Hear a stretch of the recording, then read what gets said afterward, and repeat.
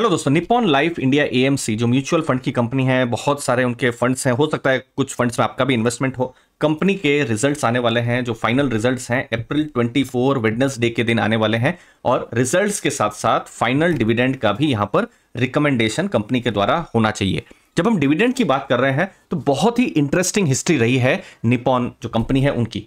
ये देखिए, सबसे पहले मैं आपको ईपीएस का कॉन्सेप्ट आपको मैं समझाऊंगा, क्योंकि हम लोग का लर्निंग पर यहां पर फोकस रहता है। ईपीएस का मतलब क्या होता है? सोच लीजिए किसी कंपनी ने 100 रुपीज का प्रॉफिट किया, और सोच लीजिए उस कंपनी के मार्केट में 5 शेयर्स हैं, तो 100/5 कितना हुआ? 20। तो 20 क्या हुआ? ईपीएस। मतलब एक शेयर आपको क्या कमा के दे रहा है वो आपको ईपीएस से पता चलता है। ठीक है, अब ये 6 रुपीज 70 था, उसमें 5 रुपीज डिविडेंड, फिर 10 रुपीज 90, 8 रुपया का डिविडेंड, फिर 11.8, फिर 11 रुपीज का डिविडेंड। लेकिन लास्ट फाइनेंशियल ईयर में कुछ इंटरेस्टिंग हुआ। क्या हुआ? कंपनी का ईपीएस था 11 रुपीज 50 पैसा, और कंपनी ने डिविडेंड कितना दिया? 11 रुपीज 50 पैसा। अब इसका मतलब क्या है कि कंपनी ने जो भी पैसा कमाया, जो भी प्रॉफिट कमाया, वो सारा का सारा उन्होंने एज ए डिविडेंड पे कर दिया अपने शेयर होल्डर्स को। यहां आप देख सकते हैं, ये निप्पॉन लाइफ इंडिया एएमसी, ये प्रॉफिट एंड लॉस स्टेटमेंट, ये मार्च 2023 लास्ट ईयर का डेटा है। ईपीएस कुछ 11.47 मतलब 11.5 के आसपास में है। पूरा 100% उन्होंने डिविडेंड पे आउट कर दिया। अब ये क्या नंबर्स हैं? 74, 76, ये है डिविडेंड पे आउट। मतलब जैसे 2020 में आप देखेंगे जो फाइनेंशियल ईयर था 74%, फिर 76, 96, 100 प्रोग्रेसिव डिविडेंड जो पे आउट रेशियो है वो चल रहा है। अब क्वेश्चन यही होगा जब FY24 का रिजल्ट आएगा, जो अप्रैल 24 को आने वाला है, कि क्या वही 100% डिविडेंड पे आउट रेशियो रहता है, या फिर कंपनी का कुछ इस बार और सोचना रहेगा। जो बोर्ड ऑफ डायरेक्टर्स है एनालिसिस करते हैं कंपनी के द्वारा, हमने देखा है हिस्टोरिकली 2 बार डिविडेंड आता है। तो ऑलरेडी जब Q2 के रिजल्ट आए थे, जो अक्टूबर नवंबर जो पूरा Q2 का जब सीजन चलता है, तो एक डिविडेंड ऑलरेडी आ चुका है 5 रुपीज 50 पैसा का। ठीक है, अब ये ध्यान से समझिएगा, लास्ट ईयर कंपनी का जो प्रॉफिट था 715 करोड़ जो भी था, ईपीएस क्या था? 11.47 था। और इस बार आप देखेंगे 9 महीने का अभी तक रिजल्ट आया है, अभी हम लोग प्रीव्यू कर रहे हैं अप्रैल से दिसंबर, उसका 11.5 का ऑलरेडी यहां पर ईपीएस हो चुका है। मतलब लास्ट ईयर जो 12 महीने में कंपनी ने कमाया, इस बार 9 महीने में कंपनी ने उसका इक्विवेलेंट कमा लिया है। ठीक है, तो एक्सपेक्टेशन यही रहेगी कि कुछ बहुत गड़बड़ ना हो जाए, तो एटलीस्ट ईपीएस तो बढ़ना ही चाहिए, और ईपीएस बढ़ेगा तो हो सकता है डिविडेंड भी इंक्रीज करे। लेकिन मार्केट बहुत ही अच्छा यहां पर एक्सपीरियंस रहा होगा इन्वेस्टर्स का, पिछले 1 साल में बुल मार्केट बहुत अच्छा चली है। तो इसमें हुआ क्या है कि जो यील्ड है वो थोड़ा सा अभी आपको बहुत देखने को नहीं मिलेगी। जैसे अगर मैं लास्ट ईयर का ही डिविडेंड को लेता हूं, डिविडेंड लास्ट ईयर का 11.5 था, तो हाई अभी कितना 543 हो चुका है, तो डिविडेंड यील्ड बहुत नहीं होगा, 2% के आसपास ही। लेकिन सोचिए जिनके पास शेयर 213, जो अभी मुझे 52 वीक लो दिखा रहा है, और सोच लीजिए कोई इन्वेस्टर के पास इस भाव में है, तो उनके लिए डिविडेंड यील्ड आराम से 5.4% की हो जा रही है, प्लस उनका जो भी इन्वेस्टमेंट वैल्यू है वो डबल से भी ज्यादा एक्चुअली में हो गया है दोस्तों। तो ये डिविडेंड एनालिसिस हमने किया हुआ है। अब कंपनी को समझते हैं। निप्पॉन इंडिया जो एएमसी है, उनका 4.81 ट्रिलियन का एयूएम है, मतलब इतना पैसा मैनेज यहां पर उनके द्वारा किया जाता है। 260 लोकेशंस है और 98,000 डिस्ट्रीब्यूटर्स के साथ वो जुड़े हुए हैं। फोलियोज अगर आप देखेंगे 2 करोड़ से भी ज्यादा फोलियोज हैं।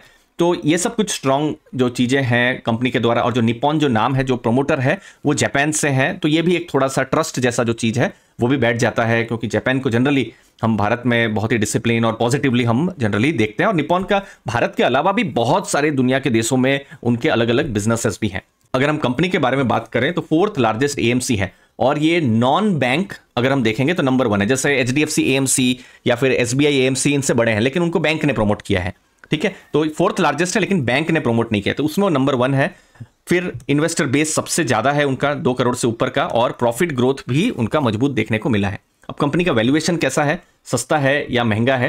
पी रेशियो देखिए 36 के आसपास में है। अब हिस्टोरिकल समझ लीजिए, मैं 5 ईयर का मैं यहाँ डेटा अगर आपके साथ में रखता हूँ पी रेशियो का, तो 31 का पी रेशियो उनको मिला हुआ है। लेकिन देखिए लास्ट ईयर इसी अप्रैल में, उस समय में अगर आप देखेंगे तो पी रेशियो लगभग देखिए 20 उस लेवल में था, 19, 20, 21 उस लेवल में था। तो 1 साल के साथ अगर हम कंपेयर करते हैं तो थोड़ा सा हमको महंगे लेवल में देखने को मिल रहा है। लेकिन अगर हम 5 ईयर का डेटा देखें तो हमको थोड़ा सा जो मीडियन पी है उससे थोड़ा सा हमको महंगा देखने को मिल रहा है। अगर हम 3 इयर्स का डेटा लेते हैं तो मीडियन पी 28 है, और अभी हमको थोड़ा 35 से ऊपर। तो ऐसा मान सकते हैं कि हिस्टोरिकल लेवल से, क्योंकि अभी तो हिस्टोरिकल लेवल से मार्केट ही ऊपर है, तो बहुत ही कोई कंपनी का खराब टाइम चल रहा हो तो ही उनका थोड़ा सा खराब है, लेकिन जो है ओवरऑल बुल मार्केट ही चल रही है और यहाँ पर हिस्टोरिकल लेवल से ये थोड़ा सा महंगा देखने को मिल रहा है जब हम कंपनी की बात कर रहे हैं। एयूएम की अगर हम बात करें तो इक्विटी, डेट, ईटीएफ में बहुत सारे जो ईटीएफ है वहां पर निपॉन इंडिया का है और एक तरीके से लीडरशिप है उनकी। जो ईटीएफ वाला जो प्रोडक्ट है, जो पैसिव इनकम का जो की प्रोडक्ट है। प्रॉफिट का कैसे नंबर्स रहे हैं, Q3 का नंबर, अब देखिए हमने अभी तक जो डिविडेंड देखा तो इतना तो हमको हिंट बिल्कुल मिल गया कि जो कंपनी की तरफ से अच्छा ही प्रॉफिट आया होगा। और आप देख भी सकते हैं यहाँ पर, आप जब रेवेन्यू देखेंगे 353 करोड़ से बढ़कर 423 करोड़ हुआ है, तो रेवेन्यू 20% इंक्रीज हुआ है। प्रॉफिट्स भी आप देखेंगे 39% इंक्रीज हुए हैं। 205 करोड़ से प्रॉफिट 284 करोड़ हमको देखने को मिला है। तो एक स्ट्रॉन्ग परफॉर्मेंस हमको जो फाइनेंशियल नंबर्स है हमको निपॉन की तरफ से देखने को मिला है। और इन नंबर्स के पीछे एक बहुत बड़ा रीजन है इक्विटी मार्केट का अच्छा परफॉर्मेंस। अब देखिए इक्विटी मार्केट भी कभी कभी थोड़ा साइक्लिकल हो जाती है। अगर इक्विटी मार्केट अच्छा चले तो इन्वेस्टर्स को भी स्टॉक में मजा आता है या म्यूचुअल फंड करने में भी अच्छा लगता है, लेकिन अगर परफॉर्म ही ना करे तो थोड़ा डर लगता है कि नहीं अभी हमको जो है म्यूचुअल फंड नहीं करना चाहिए या फिर स्टॉक्स में इन्वेस्ट नहीं करना चाहिए। तो परफॉर्मेंस रहा है तो इसीलिए फंड्स ने भी अच्छा यहां पर परफॉर्म किया है। इनफ्लोज भी रिकॉर्ड अभी होने लग गए हैं म्यूचुअल फंड्स में। और फंड्स का भी अगर हम देखेंगे कि जो टॉप के जो फंड्स हैं उसमें हमको देखने को मिला है। बीच में प्रोसेस को रिलेटेड बहुत चैलेंजेस, अभी की बात नहीं है, 5-6 साल पहले की बात है, लेकिन अभी नए प्रोमोटर जो भी है निपॉन जो है उनके आने के बाद से उन्होंने जो फोकस किया है कुछ रिस्क मैनेजमेंट पर कुछ ज्यादा उन्होंने फोकस किया हुआ है। लेकिन देखिए अब बिजनेस में अगर हम देखेंगे क्या रिस्क है, सोच लीजिए इक्विटी मार्केट में कुछ करेक्शन जैसा आ जाता है तो उससे क्या होगा, सेंटीमेंट थोड़ा खराब हो जाएंगे। शायद इन्वेस्टमेंट करने से जो नए इन्वेस्टर्स हैं वो थोड़ा पीछे हट सकते हैं या पुराने इन्वेस्टर्स थोड़ा सा पैसा बाहर निकाल ले। तो ऐसा अगर होता है तो ये की रिस्क है और ये रिस्क को बहुत आसानी से हम नहीं बोल सकते कि ये रिस्क बिल्कुल कंट्रोल में आ जाएगी, बहुत मुश्किल है इसको कंट्रोल में आना।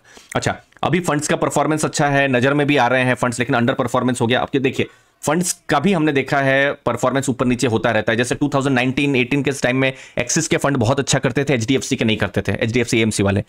2024 में देखिए एक्सिस के फंड थोड़ा अंडर परफॉर्म कर रहे हैं, एचडीएफसी के फंड बहुत अच्छा परफॉर्म कर रहे हैं। तो थोड़ा साइक्लिकल रहता है क्योंकि फंड हाउस की एक स्ट्रेटेजी रहती है, थॉट प्रोसेस, फिलोसॉफी उनकी रहती है और मार्केट हो सकता है किसी समय में अलग फिलोसॉफी में या अलग उनका थॉट प्रोसेस में काम कर रही हो, तो वो ऊपर नीचे यहां पर होता रहता है। तो थोड़ी वॉलेटिलिटी मार्केट में रहती है, तो अब फंड्स भी अंडर परफॉर्म या बहुत अच्छा परफॉर्मेंस कर सकते हैं, तो उसको हमको हमेशा ध्यान में रखना है। और चूंकि देखिए इक्विटी मार्केट है, हमेशा हमको एफडी की तरह बिल्कुल स्टेबल रिटर्न नहीं देखना है, यहां थोड़ा ऊपर नीचे जिगजैग होता ही रहेगा। अब देखेंगे अप्रैल 24 को कैसा यहां पर रिजल्ट आते हैं और डिविडेंड पर क्या बोर्ड ऑफ डायरेक्टर्स यहां पर डिसाइड करते हैं। मुझे उम्मीद है आपको वैल्यू मिली होगी। छोटा सा वीडियो था, सब्सक्राइब जरूर करके रखिएगा अर्ली फाइनेंशियल आजादी। थैंक यू दोस्तों।